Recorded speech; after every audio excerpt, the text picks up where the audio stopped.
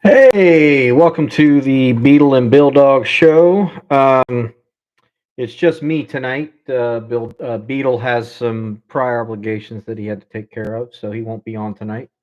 So I thought I'd just get on here for a little bit and just kind of do a solo show. I think we're going to schedule a live show on Wednesday with the both of us, but I wanted to get on here since every Monday we decided that we're going to do a show. Um, but we're going to probably do a special show on Wednesday.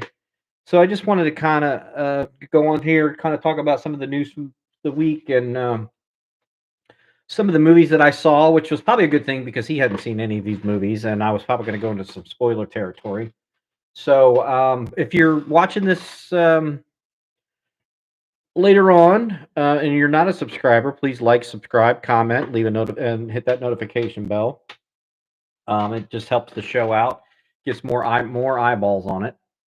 So, um, so yeah, so I just want to get on here and talk a little bit about. I saw so in the span of 2 weeks. I talked about this last week, but in the span of 2 weeks, I've seen three movies at the movie theater. Um, Heads up, yeah, or not a heads up, but inside little inside baseball. I have the Regal Unlimited Pass here in Charleston, South Carolina, where I live. We don't have any AMC's. We just have Regal, and then there's a local regional movie theater chain called Southern Cinemas or something. I think it's what it's called, Southeast Cinemas or something like that. So, so I have the Regal Unlimited pass. It's $25. It's actually not a bad deal. $25 with tax, and you can see as many movies as you want in a month. You can go multiple times in a day. I did that. I've done that one time back in November. I went and I saw Gladiator 2 and Wicked on the same day. It was the Saturday before Thanksgiving, and you basically just you go right into the app. You can book your ticket and then pick your seat, and then I think you do have to pay a little bit of a convenience charge. It's like 53 cents. It's nothing, and that's because you're using the mobile app. I'm assuming that I've never done it, but I'm assuming if I went to the theater and used the Regal Unlimited pass, it probably wouldn't cost anything.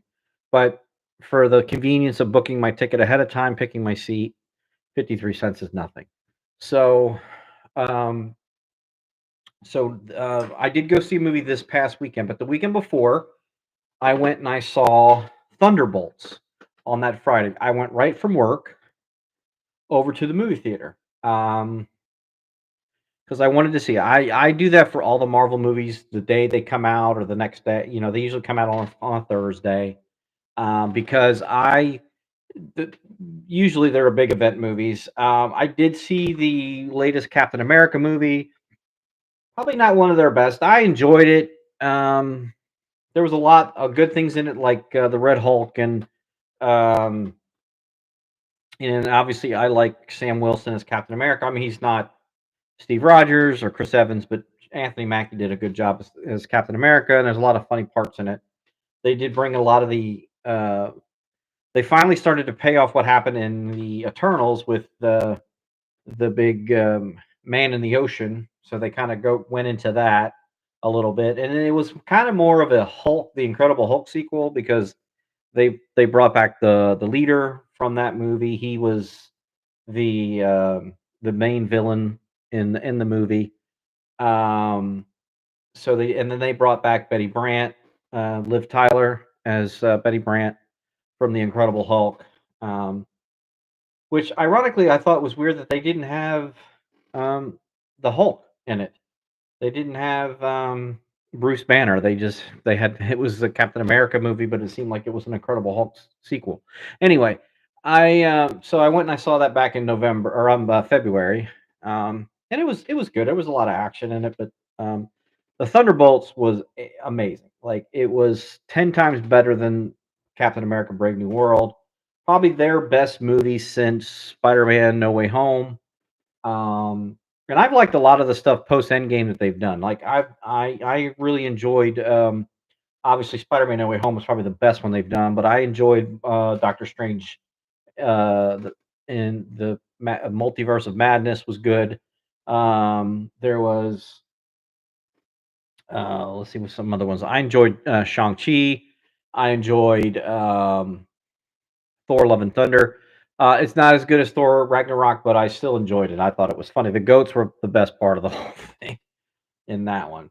So Thunderbolts comes around. So Marvel, like last year, and that was another one I really, really enjoyed. Probably Deadpool and Wolverine was one of the best ones. That's probably on par with Spider-Man: No Way Home. But they only did one movie last year. They just kind of retool what they were doing because a lot of the movies and even the shows on Disney Plus were kind of getting out of hand. There was a lot of just throwing stuff at the wall to see if it would stick, and um, like Secret Invasion, it started off really well and then just kind of ended with a whimper. I enjoyed Falcon and the Winter Soldier. WandaVision was good. Um, I do like the What If show, and I haven't watched X-Men '97 yet because I haven't actually. And don't uh, kill me for this, but I had never finished watching the original X-Men cartoon from the '90s, so I didn't want to like just start that. Even though it's a different show, I'm a completist when it comes to that stuff, so I wanted to watch that first. Um, you know, Moon Knight was disappointing. Started off really strong, then ended really with a whimper. Even though I enjoyed Moon Knight, I mean, I'm maybe I don't have my expectations as high. Like I try to enjoy it while I'm watching it, and then when I go back and I think about, it, I'm like, yeah, it was okay. So they had a lot of their shows that weren't very good, or even their movies. Their movies started like as I'm watching Ant Man and the Wasp: Quantumania, I'm liking what I'm seeing, but then when I go back and think about it, I'm like, really wasn't that great. Um, I mean, I'll watch it and I'll enjoy parts of it, but I don't think I watched it since I saw it in the theater. Um, and that's probably how Captain America: Brave New World. Now there'll be a day where I'll sit down, and I've done this multiple times, where I'll start from the first Iron Man and go all the way up to um, well, I guess the next one is Fantastic Four: First Steps, which I'm really excited about. But anyway, so Thunderbolts. I went and I saw that last Friday, not this past Friday, but Friday before the Friday that it came out. It stars Florence Pugh as the new Black Widow. It's got David Harbour as the Red Guardian, who's probably the best character in the movie. It's got Sebastian Stan as Bucky, the Winter Soldier. Um, all right, I have to look at my phone because I can't remember everybody's name in the movie. I know Bill Pullman's son, the president from Independence Day. His son plays Bob, who ironically played Bob in Top Gun Maverick. He plays Sentry, and his name is Robert, but they call him Bob in the movie, which I thought was very funny. Um, then Kurt Russell's son, Wyatt Russell, plays. He so in Falcon and the Winter Soldier, he plays the new Captain America, and they even made a joke because everybody was talking about him as the Walmart Captain America, and they even made a joke in Thunderbolts like he was the the the thrift store version of Captain America. Um, and then they brought Ghost back, who was the villain from Ant Man and the Wasp, the second one, which was really good. I actually really liked that one. That was the movie that came in between Infinity War and Endgame. Um, and she was played by Hannah John Kamen, and she did a really good job. She's really good. She's a good actress. Um, and then Julia Louise Dreyfus plays the architect of the Thunderbolts. Um, she was also in Falcon and the Winter Soldier. She had a part in Hawkeye, I believe. Hawkeye, the TV show, which I actually enjoyed. A lot of people give that one crap, but I actually really enjoyed that one. And the new Daredevil and Born Again, really good, really good. Really enjoyed that one. Um, so she plays kind of the arc. She's kind of the head of the CIA, or Lewis Pullman. He plays Bob Reynolds Sentry. So Sentry is basically the Marvel Universe's version of their Superman. He's invulnerable. He can shoot this fire from his eyes. He can fly. He's got super strength, super speed. But he also has telekinetic powers too, which Superman doesn't have.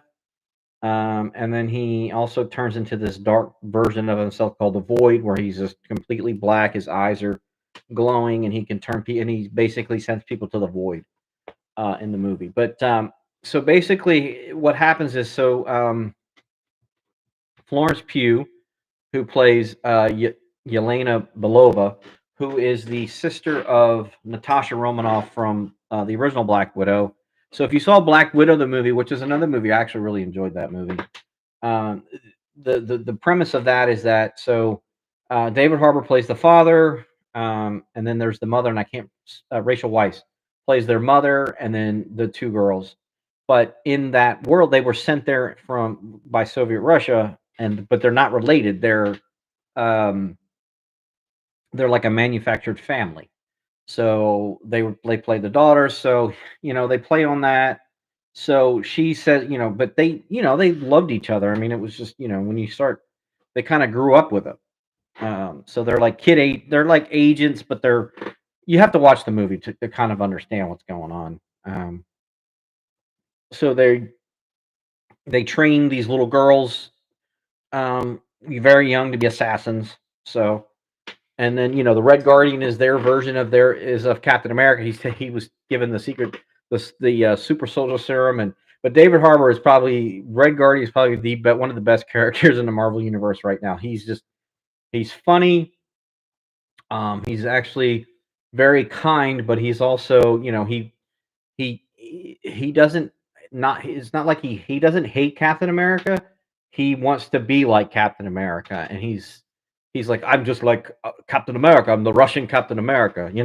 So, but the movie is really good. So they come together. Oh, and then one of the other characters who gets killed off pretty quickly is Taskmaster from the Black Widow movies, and she's played by I have to look up her name because I cannot remember how to pronounce it. It's Olga Kurylenko as Antonia Dreykov Taskmaster. So she was actually in Black Widow. She was a trained assassin, just like Black Widow was and Yelena was, but something happened to her, and they turned her into Taskmaster. Taskmaster's whole deal is that she can mimic anyone's movements or their fighting skills. She can learn their fighting skills just by watching them. It's comic book, so it's like it happens like in a split second, and then she knows how to fight, and she can anticipate what the person's going to do next. She gets killed off pretty quickly in the movie. Um, so the idea is that Julia Louise Dreyfus's character, she is Valentina Allegra de Fontaine. She sends all these. So they had this program for this company that she worked for, and they were trying to. She's under. Um, she has to go before Congress, and she's being investigated. So she decides that she's going to clean up all this hidden stuff and all these projects that she was working on, i.e., Sentry. So she sends each one of the operatives. So she sends U.S. agent who is Wyatt Russell, who was the old cap. He was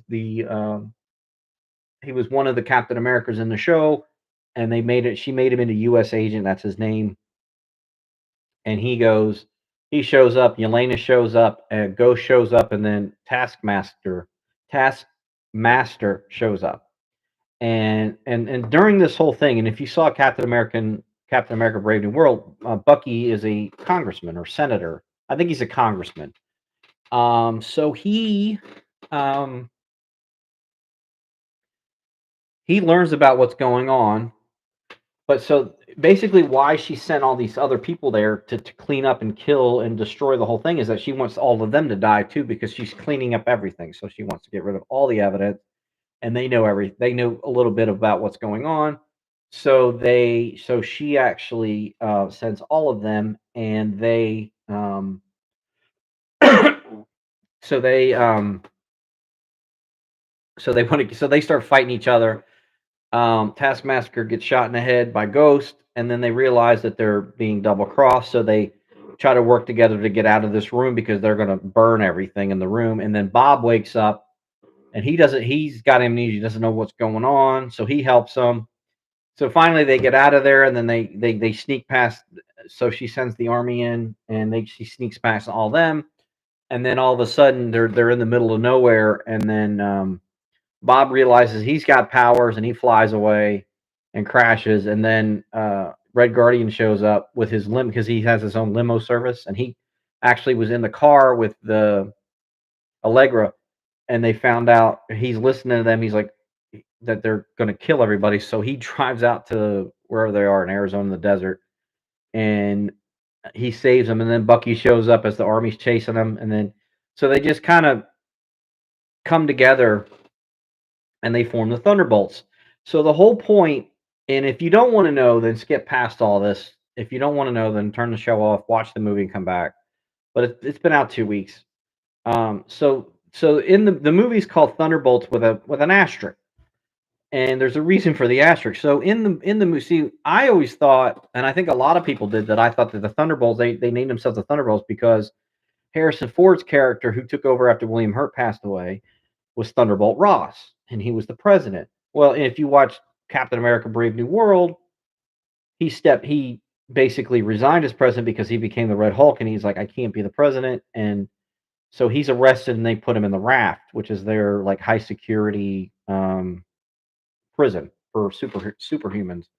So, which was prominent in Captain America: Civil War. You'll see like that's what happened to everybody after they got arrested after they fought at the airport. Um, Ant Man and Hawkeye and Sam Wilson and um, I think that was it. Oh, and Wanda. They all got sent to the raft. So they brought the raft back for Captain America: Brave New World. So that's where the ex president is. So um, I thought that's what they were going to name themselves after him, the Thunderbolts. But actually, it was. So there's a little bit of there's a thread in the movie where the Yelena, growing up, played for the soccer team called the Thunderbolts. And it was they said the sponsor. I can't remember. I'd have to watch the movie again. But but the name of the soccer team was the Thunderbolts, so they called themselves the Thunderbolts after that. Well, the whole point of the asterisk is so they go through this thing, and then Bob becomes the Void. Like they try to he's very powerful. He's basically Superman with mental powers too. So he's actually stronger than Superman. But he, she tries to get him to be. She basically want because the Avengers are no longer together. So we learn that the Avengers. So in Captain America, we learn that the president has asked Sam to rebuild the Avengers. So basically, after Endgame, the Avengers are no longer together. So Sam, at the end of it, decides he's going to reform the Avengers with his new sidekick Falcon, and then so she wanted to create the Sentry, basically to he's the most powerful human on Earth, and he's more powerful than all the Avengers put together. So that was the whole point of that. Well, he defeats the Thunderbolts, like, they fight him, and he just basically wipes the floor with them, and they realize that they're no match for him, and they leave, like, they just get in an elevator and they leave because 'cause they're actually at the old Avengers towers from, the first Avengers and Avengers, Age of Ultron, so she bought the Avengers tower, and that's where they're at, that's where her company was at, and so that's where they show up to fight, and it's kind of cool. So they fight in the same room that Loki was in with Tony Stark from the first Avengers movie. So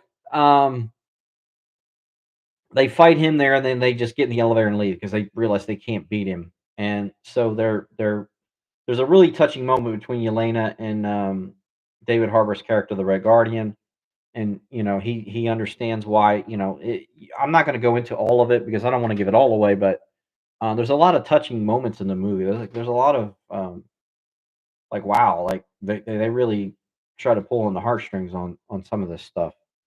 And so um Bob has a kill switch in his head, and they can activate it, which would basically kill him if he ever got out of hand. And he decided he had the line of, well, why would a god listen to someone like you?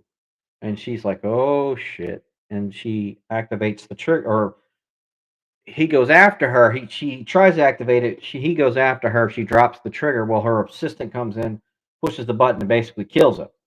So, which he's really powerful, so it doesn't really kill him, it just knocks him out. He wakes up and he's the void. So his whole body's black, and what he does is he can just point at people and they disappear. They go into like this shadow.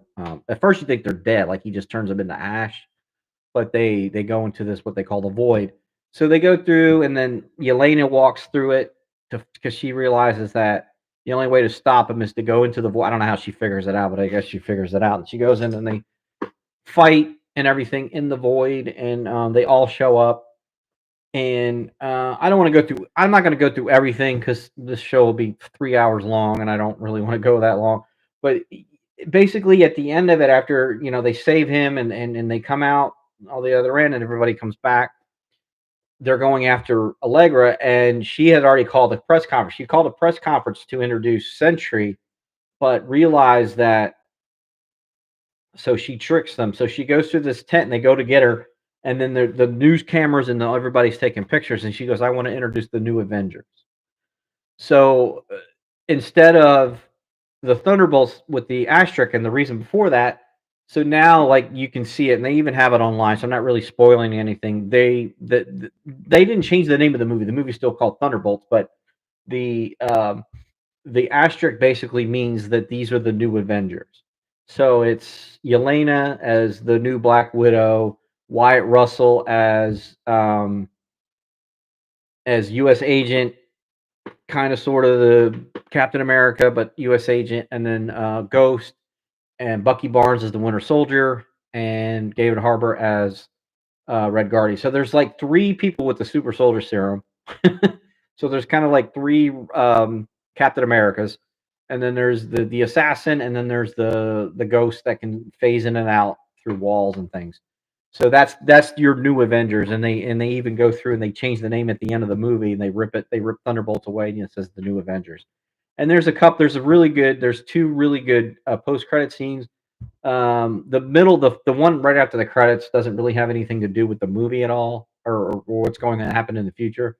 It's basically kind of it's just a funny little thing, and they kind of play off of, or they kind of pay off a little joke that happens in the beginning of the movie with the Red Guardian, and then but the one at the end basically is they're all in the Avengers Tower, and they got all these really cool uniforms, and they have a new Avengers logo and everything. And then all of a sudden, there's something coming into the atmosphere, and they look it up, and it's the Fantastic Four shuttle from the other universe.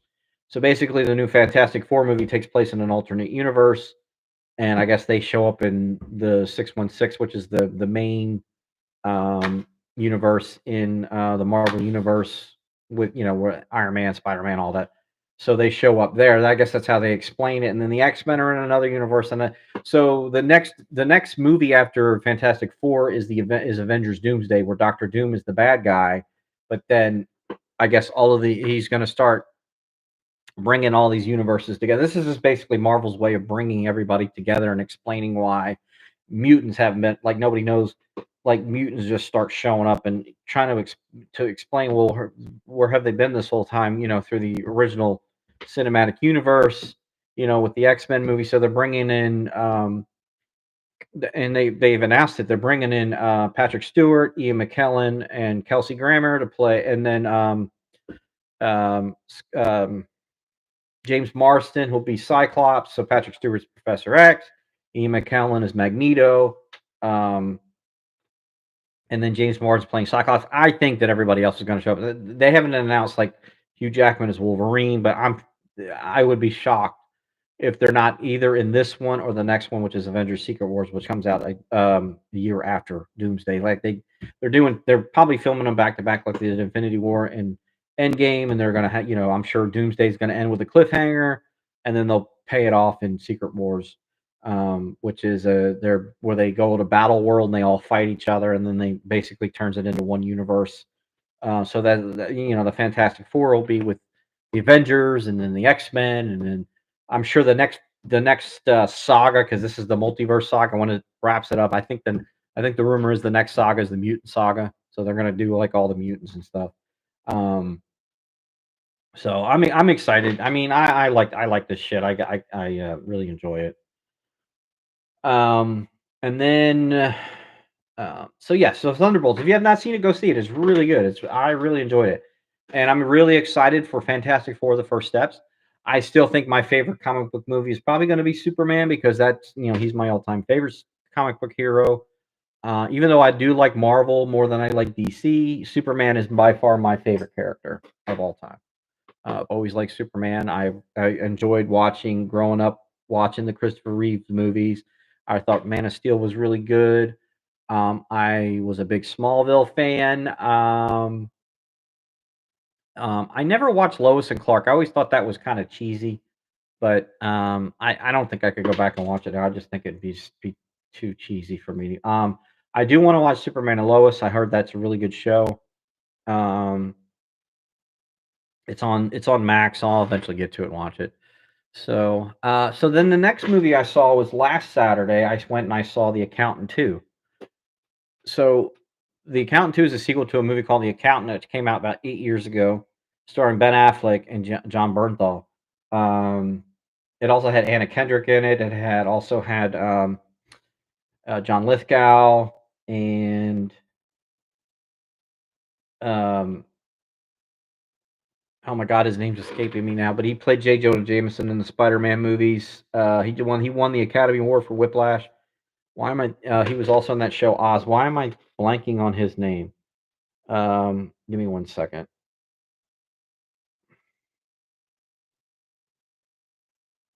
That's why I have to use Google. J.K. Simmons. I don't know why I could not remember his name. J.K. Simmons is in it. And also Cynthia. She plays Mary Beth. So she was in. I remember her from Spartacus, the Spartacus show that was on Stars, which was a good show. They're bringing another episode or another series or season of that with another like the Spartacus House of Asher, which I keep seeing things for, but I haven't seen it. I guess they're filming it anyway. Um, so the first movie was really good. So basically, and it's kind of near and dear to my heart because I have a child who is autistic, and the accountant is an autistic person, and it kind of explains, and they do it really well, like how a lot of autistic people are. When it comes to so this guy in particular, like he has a STEM, which if you're not familiar with autistic children or autistic people, a STEM is basically their way of um, soothing themselves. So like my daughter will pace and hold her hands like this and pace back and forth. So he drums his fingers.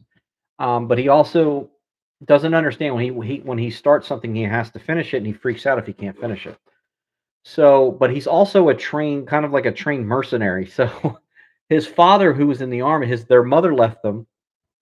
There's two brothers, and he trains his sons in hand-to-hand combat, weaponry. His father was in the army, so they train to become. He trains them to fend for themselves. So, in the movie, he's an accountant, and if he finds someone that's doing something bad, he usually has like, in order to make money, he gets like the worst kind of clients. So he'll get like mob people. Um, he'll get people that work, the underworld criminals, things like that, and he pays them, or they pay him either in money or in art. And then what he'll do is, if he realizes that they're really bad, he'll go and he'll wipe them all out. He'll go kill them because he feels like that's the right thing to do. So that's basically the premise of the first movie, and then you find out that John Bernthal was hired to protect the guy that the accountant's that Ben Affleck's going after, and they realize that they don't know that.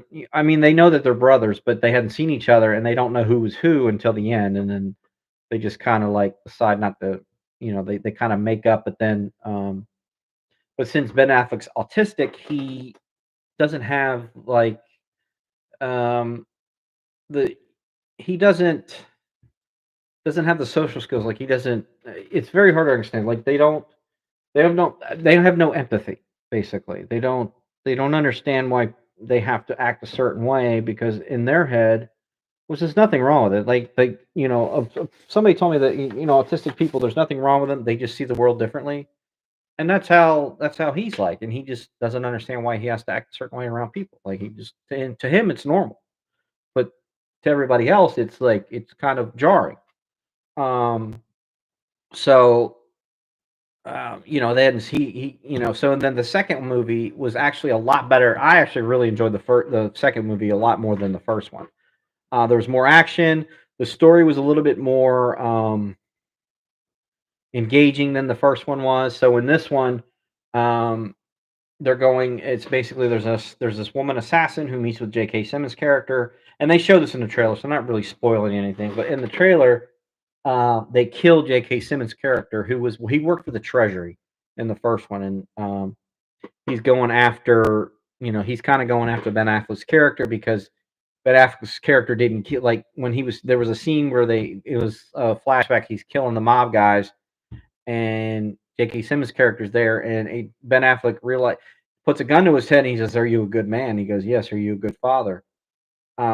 He says, "No, because I'm never home." That kind of thing. But he doesn't kill him, so he always remembered this guy. So he knows, so they know each other and everything's from the first movie. So like in the second one, he's trying to find basically he's retired, but he's trying to find kids that were kidnapped. And he's meeting with this would-be assassin, and these other people going after him, and he gets killed. But in the before he gets killed, he writes on his arm, "Find the accountant," and which is the Ben Affleck character, and he ends up getting hit by a car and shot and all this stuff and dies. So the person that he kind of promoted at the end of the first one comes back. The character that's from the Spartacus show, and I can't remember her name, but she comes and she tries to find the accountant. And there's this funny scene where Ben Affleck he's living in Idaho, and he has this airstream that he can just take wherever he wants, so he can live wherever he wants. And the air inside the airstream, there's this really cool motorcycle, and he's got all his weapons and everything in there, so it's really cool. And he pulls it with his truck.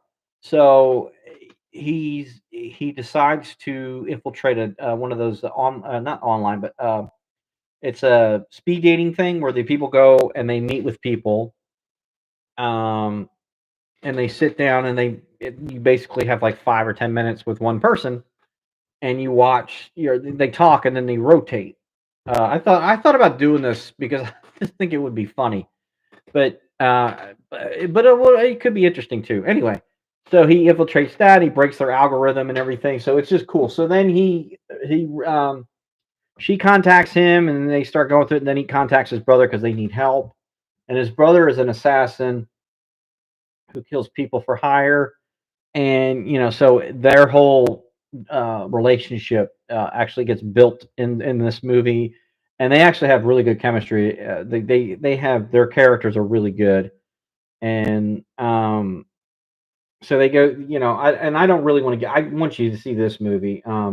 It's there's not a whole lot of like spoilers for this, but basically they're investigating this, trying to find this one kid, and trying to find this assassin, and there's so they end up going to Mexico to find the kid, and there's this big fight scene at the end where they're blowing shit up and shooting every like cartel members and these kidnappers, and it's just really good. It's a really good movie. So if you have not seen The Accountant 2, if haven't seen The Accountant, watch the first one and then watch this one. The second one is actually a lot better than the first one is.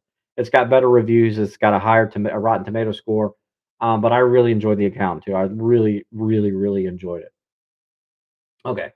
So the third movie, someone's asked me, what is the yellow meat? So goldfish. So basically, my YouTube was hacked, and it was hacked by some Russian person, and they changed it to whatever that name is. And the actual YouTube channel is the Beetle and Billdog show, but I can't change it back for a couple more days. YouTube won't let me change it back. I actually had like a bunch of videos on here, but they deleted everything. So, and I had no way of getting back. YouTube does not have a customer service number. They don't have anybody you can talk to. Yeah, and I did the two factor thing. So I that's what happened. So I have to wait a couple more days and I can change the name back. But I did all that. I changed the password. I put the two factor. They do have creator support. Well, I couldn't find it. Um, do I know you, Goldfish, or are you just someone that just started watching the show? Because if you are, I really appreciate it, and I hope you subscribe. Um, and if you do the videos for Frankly. Oh, okay, okay. Frankly Scarlet. Okay, cool. Yeah, I watched your video for the music videos that were for the show they did. That was really good. I really enjoyed that. If you got yeah, yeah, we posted it on the show. Yeah, if you want to like get with my brother, or you can send me. I'll raise a ticket. Write me out. All right, appreciate that. I appreciate that, sir.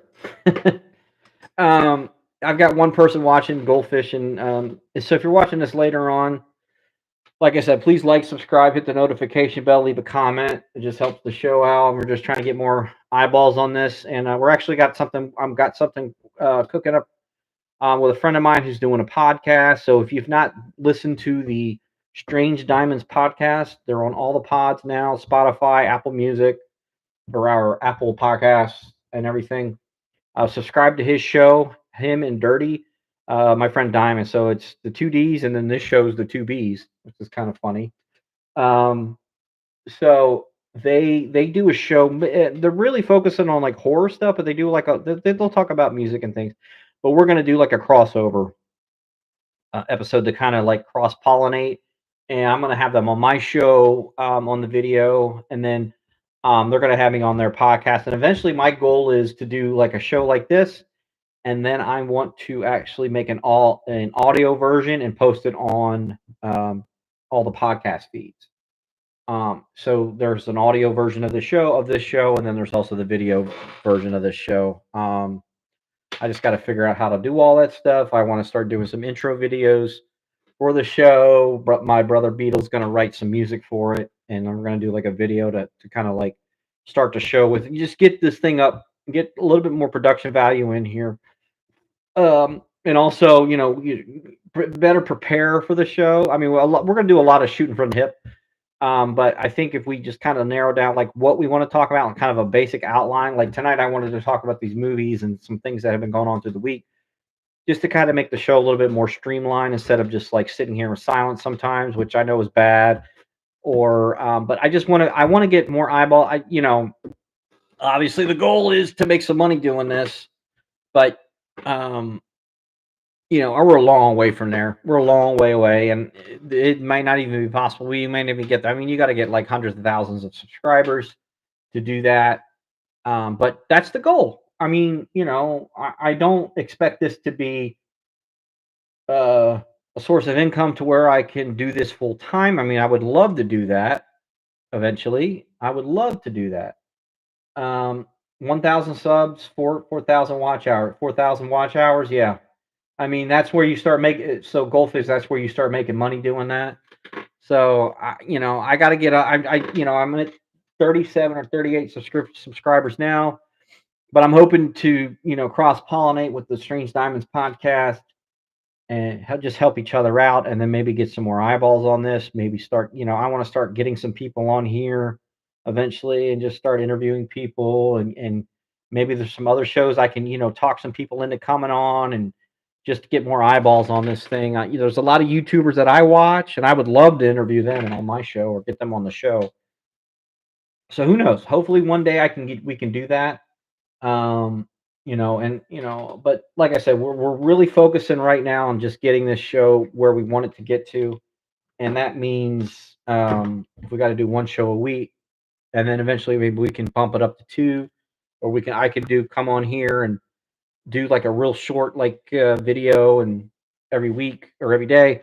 But anyway, that's the goal of the show. But I want to talk about a couple more things before I let you guys go. There's so I did see Sinners on Saturday, which was a really good movie. So good. Directed by the guy that directed Black Panther and the first Creed movie. He also directed Fruitvale Station, and I'm on the spot and I can't remember his name, but I'm going to plug it into the old Google here. Um, and not Creed the Creed movie, not Creed the band. Creed movie. Here we go. Directed by Ryan Coogler. That's it. He directed the two Black Panther movies. He also directed Fruitvale Station, the first Creed movie. Did he? I don't think he directed Creed two. Let me see. Did he direct Creed two? I don't think he did. I think he produced it, but I don't think he. He's only 38. Wow. Um. Oh yeah, I guess he did. No, Stephen Capel Jr. He was the hell. He wrote the story and produced it. Okay. He's a really good. Um he's a really good director.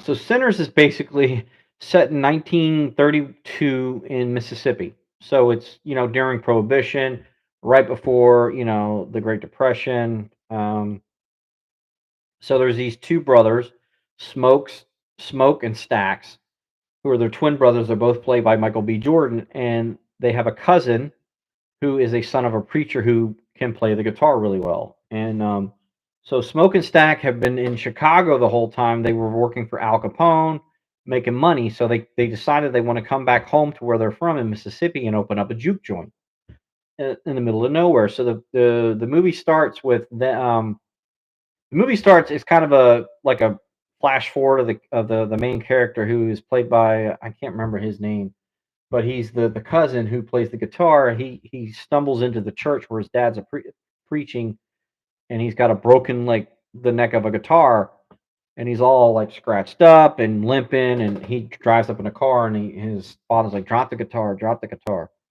and so he does it, and then it goes back and shows. So it goes back to the Michael. So Smoke and Stacks, the characters played by Michael B. Jordan, and they're waiting on this guy so they can buy this old sawmill that they can turn into a juke joint. And this guy shows up, they buy it, and that's obviously Mississippi, and the guy's white, so obviously there's um, he's like, no, I don't want any. He goes, I don't want any of your clan boys showing up here, or we're gonna kill them. That we own this. He goes, there ain't clan no around ain't around here no more, which you probably tell is not true because they're still clan members. But anyway, so then it shows them, and they go pick up their cousin, and they know he can play the guitar. So the whole point is they want to round up some musicians and some people like they want to get this big dude who was in I've seen him in a bunch of stuff, but most notably he was in the show Ballers. Um, they want him to be like the bouncer, and then they go back and they so I didn't know this, but there was a big like Chinese community in Mississippi in the 30s, in the 1930s. So they go and they get this husband and wife to to bring them like basically help them like they want to the wife can make paint a sign, the husband helps with all the like the food, getting all the food there. Michael B. Jordan's character Stacks goes and gets his ex-girlfriend. There's a little bit of a side story where he had a baby that they had a baby together and the baby died. And she's kind of like a voodoo witch sort of.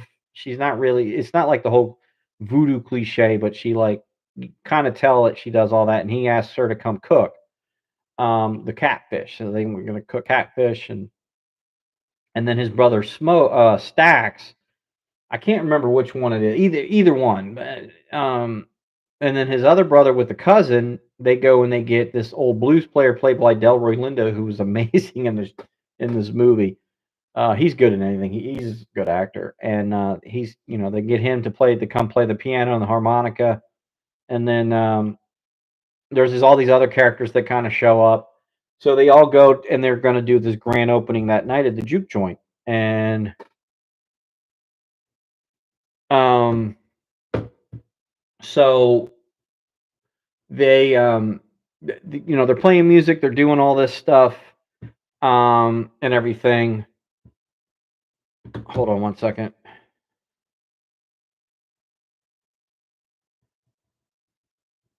Um, so they go and they're playing music, they're having a good time. Well, there's this other. So then all of a sudden they uh, there's this guy running towards this house and he's kind of smoking. It's like almost the sun's almost going down and this guy's like you can okay. So um he so basically if you don't already know, there's vampires in this movie. And so he runs into this cabin. He's being chased by these Native Americans. They know he's a vampire, and but they're chasing him. Well, he goes and he meets with this couple, and he says these people are chasing me. They threw me out of this truck. So basically, they invite him in, and it's the old cliche with vampires. They have to be invited in. They can't go into any place without being invited in. They invite him in, and he basically turns these two people into vampires. And then it cuts back to the juke joint. Everybody's having a good time, and then all of a sudden, the three vampires show up, but they've got instruments. They can't go into the juke joint until they're invited. And then there's this other character played by oh, Jesus, I should have looked all this stuff up before I did this. But there's this other character, and she is played by um, Haley Steinfeld, who plays Mary, who is she's white, but her mother had just passed away, and I guess she kind of raised Smoke and Stacks, and it's either Smoke or Stacks was like they were in love. And anyway, so she shows up and they let her in and she's enjoying it. Well, then the three vampires show up and they start playing this music and it's kind of like this honky tonk, kind of like something you would hear from Oh Brother Where Art Thou? This song I can't remember the name of it, but it's like I picked the bones or I picked somebody's pocket. So and but they tell them to go away. And they said, "Well, we're going to walk away real slow in case you change your mind." They basically want to come in and kill everybody, but they're describing themselves as musicians and that they just want to make a world of love, and they're not racist. They just want to come in. So they throw them out, and then but so then there's this other subplot where they're not really making a lot of money. They're losing money actually. It's only the first night, but they're realizing that they only can do this for like 2 weeks if it's going to be like this. Because a lot of the workers, they're cotton pickers and they get paid by wood nickels that they can use at the general stores and things like that. So she decides that well, if I the Mary character decides well, if I can get these musicians to come in, they could probably invite other people in and they can start making some money because they're selling booze and food and everything, but they're just not making enough money. So she goes out to talk to them, and they start singing an old Irish ballad. Well, it's actually I think it's more of a Scottish ballad, but that was kind of unexpected. And then you realize that they all have like Irish accents. So the main vampire has an Irish accent, so he's obviously an old vampire. And then little do you know they end up biting her, turning her into a vampire. She gets invited in, and she ends up killing one of the brothers, turns him into a vampire, and then they shoot her, knock her out, and then kick her out, and then basically everybody else starts getting turned into vampire. Like they're allowed, or they somehow are able to get in. Or no, what happens is they start kicking everybody out. That's everything's done because after the brother died, they kicked everybody out, and they all get attacked by the vampires. And then all of a sudden they're looking outside, and then they start singing. It's a very old Irish song called. Hold on, I was listening to it earlier. Rocky Road to Dublin. It's a really cool song, and I think um, there was a band, Molly, not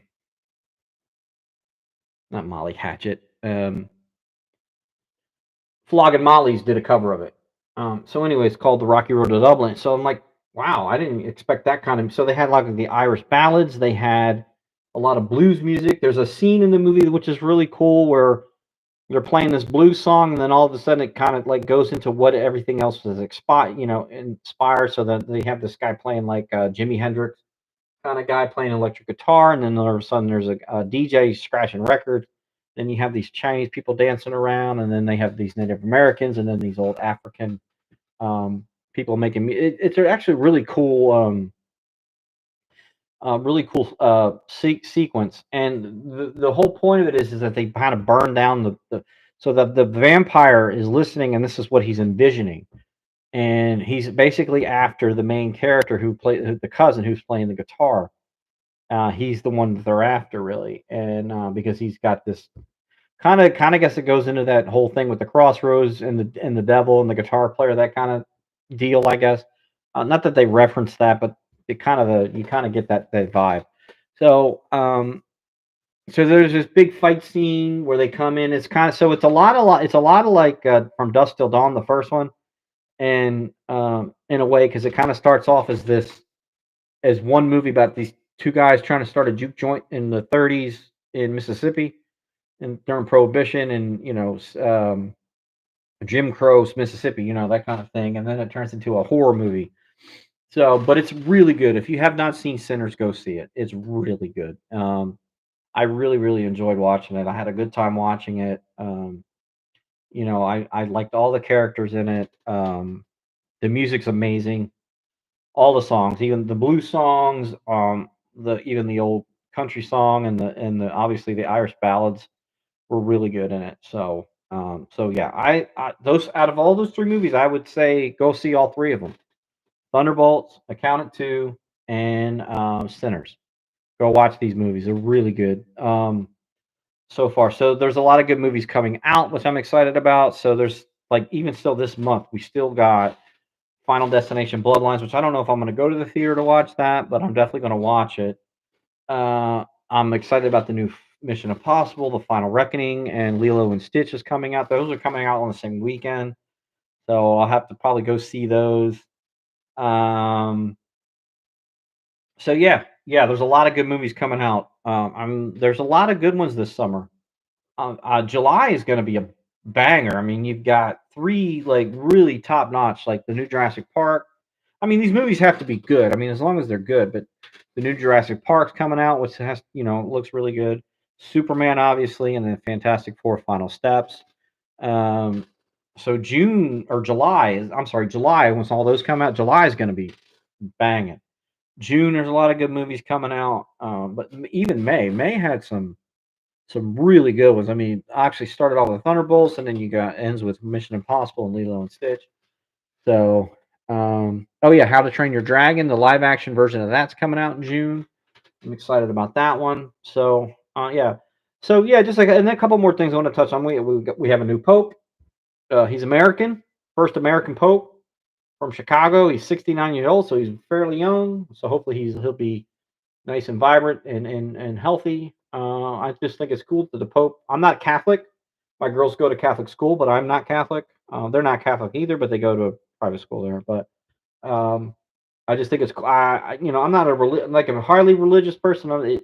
Whatever. But I do find religion fascinating, and I just think it's amazing that we have an American Pope because we've never had one before. So that's cool. Um, we just found out today that the Eagles are the Super Bowl champions, world champions for the second time, and hopefully many more to come. Are playing the first game on Thursday. We knew that was going to happen. We just found out who their opponent was today, and it's going to be the Dallas Cowboys. Which I still think they should have picked a better opponent because the Cowboys are not the Cowboys that they're not a very good team. They'll probably win maybe 9 or 10 games, but they're not going to pose a threat to the Eagles in the division. Still think that the Commanders are, but it's always a good thing when the Eagles can beat the Cowboys. That's our biggest rival, and Yeah, so they play game one, the first game of the year. So it's the first game of the NFL season. It's on a Thursday, and they play the Cowboys at home. So the Cowboys will be there when they raise their championship banner and they get their rings and all that. So yeah, that'll be good. I obviously they're 7-point favorites. They're going to win that game. I mean, the Cowboys have just not done enough in my mind that they're going to be better. I mean, they're going to be better than they were last year because they had a lot of injuries, but I just don't think they're in the class of the. I don't think there's anybody in the NFC. Maybe Detroit, maybe the Detroit Lions, and the Commanders. But I don't think that. I think the Eagles are still the best team in football, and I know that sounds biased, but I just think they are. I think they're a lot better than. I mean, obviously the Super Bowl proved it. They just have a better team. Now they did lose a lot of people on defense, but I think the backups are going to step up, do very well. Do I think the defense is going to be as dominant as they were last year? Probably not, but I'm hoping that they are, and they're not done yet. I mean, they'll start signing some players in June first cuts and all that stuff. That's when they'll start signing some free agents and to help the team out. I mean, like last year, they signed a couple of people that I thought really were going to help, and they didn't even start, and they got rid of them. And then all of a sudden, you got Zach Bond coming out of nowhere and became the defensive player of the year for the most part. He should have gotten it, but he didn't. But he was the best linebacker in all of football last year, and so we got some young. I mean, we got a really young team. I mean, our defense is the youngest in the league, and they're dominant. So we got rid of Josh Sweat left and Milton Williams, and um, but we got Quinion Mitchell, we got Cooper DeJean, we just have a lot of Eli Ricks. We got a lot of young players, and I think they're going to step up this year. So yeah, and then the other thing is the Yankees took 2 out of 3 from the Athletics in Sacramento. Um, so they're playing in Sacramento because the Coliseum is no longer their home, and they're moving to Vegas next year. So they're playing 1 year in Sacramento, where their AAA team is. Um, so yeah, the Yankees took 2 or 3. They really should have won all 3 games, kind of like they should have won all 3 games against um, the Padres, but they blew the first one. And they won the next 2. Well, they really should have won Saturday, but the pitching came up and just the A's are horrible. They're a horrible, horrible team, and they should have never let those guys score those runs. That guy hit a home run, and that was it. It was just like I don't know how. I mean, that's baseball, Susan. I get that, but I don't know. But glad they won. Just keep winning series. That's how you're gonna. I still don't think. I mean, I don't know. I'm jury's still out. I'm still a fan. I just very cautiously optimistic about them. I still don't think they did enough after losing Juan Soto. And I know that wasn't their fault. They gave him the best offer, but it still stung, and it still sucked that they didn't get him back. And then with Clay Holmes getting hurt, at least Max Fried's really doing really well, and we need to get Luis Hill back. We got to get and I still think they need to make a couple of more moves just to get the team back to the winning ways. But they have the best offense in the league. Judge is leading the major leagues on home runs. He hit his 14th and 15th on Saturday. So there's that. So he's actually playing a lot better than Juan Soto is. But that's not a knock on Juan Soto. He's probably still one of the best. I mean, he is one of the best players in baseball, and I really wish we had got he came back, but it is what it is. Life's got a life, and baseball is going to go on no matter what. So, but all right. Well, I'm going to cut it off here. I really just wanted to get on here and talk about some movies and everything. And since Beatle's not on, there's really nothing much else to talk about. So we're gonna try and do a show Wednesday. We'll post. I'll post it on Wednesday on Facebook and let everybody know. And then we're gonna try and get together with the Strange Diamonds podcast. I got to get with my brother and talk it over with him and see what he thinks and what and then we'll get with them and try to schedule that and just try to do uh, a super show and then we'll figure that part out. But I'll keep you updated on that. So. Once again, if you're watching, obviously you're going to be watching this after the fact because I don't have anybody watching now. But if you like the show, just like, subscribe. Even if you don't watch, just subscribe. Subscribers helps, likes help. comments. Just let me know what you like, what you don't like. Hit the notification bell so you know whenever I post a show or I go live. Um, and if anybody out there's watching and you have some advice and you think there's something that you think would help me. I mean, all the feedback I can take, I'll take. So, but yeah, I'm gonna end it here, and like I end every show, go Yanks and go Birds, and we'll see you guys on the next one. Bye.